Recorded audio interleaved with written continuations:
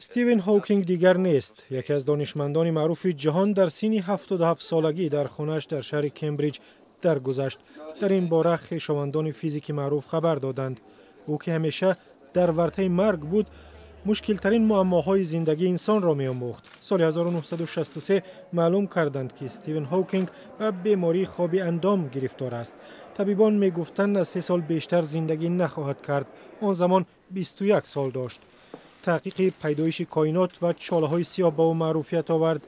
تاریخ کوتاه زمان، چاله‌های سیاه و برج‌های جوان کتاب‌های اوست که توجه مردم زیادی را به فیزیک جلب کرد.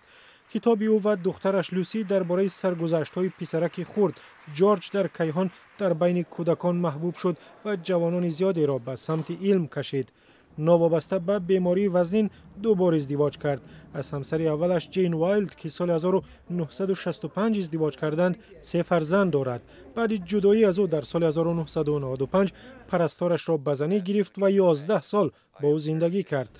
فرزندانش در بیانیه گفتند او دانشمندی بزرگ و انسانی غیرعادی بود که میراثش سالهای طولانی میماند. مردانگی و اراده او با طبع ظریف به مردم جهان الهام میبخشید. او یک زمان گفته بود اینجا گوشه مهمی کیهان نمی بود اگر در آن افراد نزدیک شما نمی بودند. ما او را همیشه یاد میکنیم. آمده است در این بیانیه.